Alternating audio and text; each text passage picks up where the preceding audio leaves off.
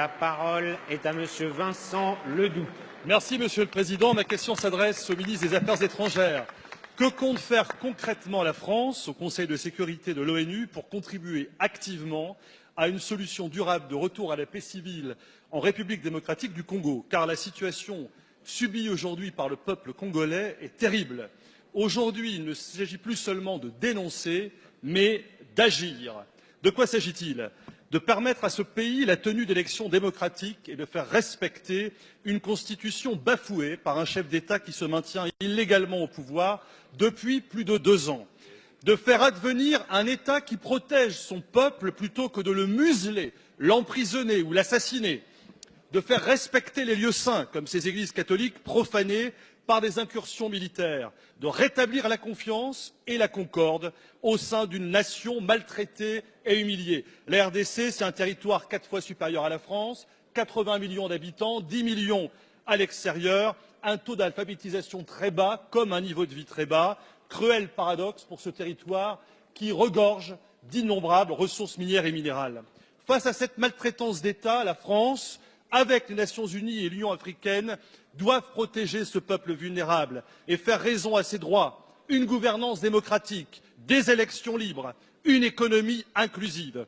Au moment où nous réfléchissons sur l'asile et l'immigration, il serait bon de régler au plus vite cette situation qui, si elle devait malheureusement perdurer, déstabiliserait cette partie de la région des Grands Lacs et renforcerait de ce fait les flux massifs de migration vers l'Europe et la France.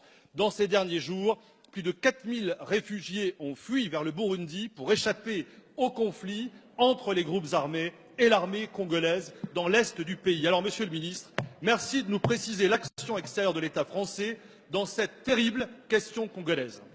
Merci, Monsieur le député. La parole est à Madame Nathalie Loiseau, ministre chargée des Affaires européennes. Monsieur le Président, Mesdames et Messieurs les députés, Monsieur le député Ledoux, vous avez raison, la situation en République démocratique du Congo est vivement préoccupante. Qu'il s'agisse des droits de l'homme, de la situation politique, de l'insécurité ou de la situation humanitaire. La France a fermement condamné les violences commises par les forces de sécurité lors des manifestations de décembre et de janvier. Nous appelons les autorités congolaises à s'assurer que les responsables de ces violences soient traduits en justice. La situation dans les Kasaï recueille particulièrement notre attention. Des événements graves s'y sont déroulés que nous condamnons naturellement. Toute la lumière doit être faite sur ces violences.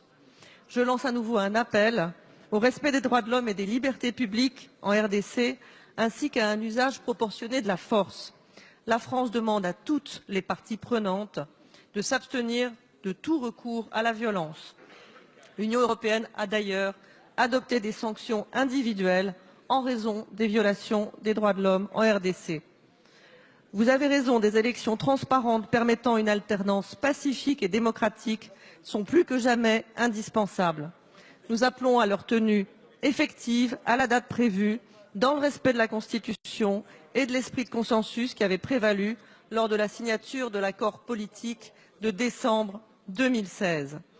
Nous travaillons avec nos partenaires, en particulier avec l'Union africaine et les pays de la région.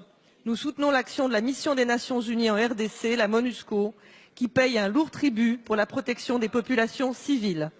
La France a par ailleurs augmenté son aide humanitaire à la RDC, qui a atteint l'année dernière 2,4 millions d'euros. Merci, Madame la Ministre.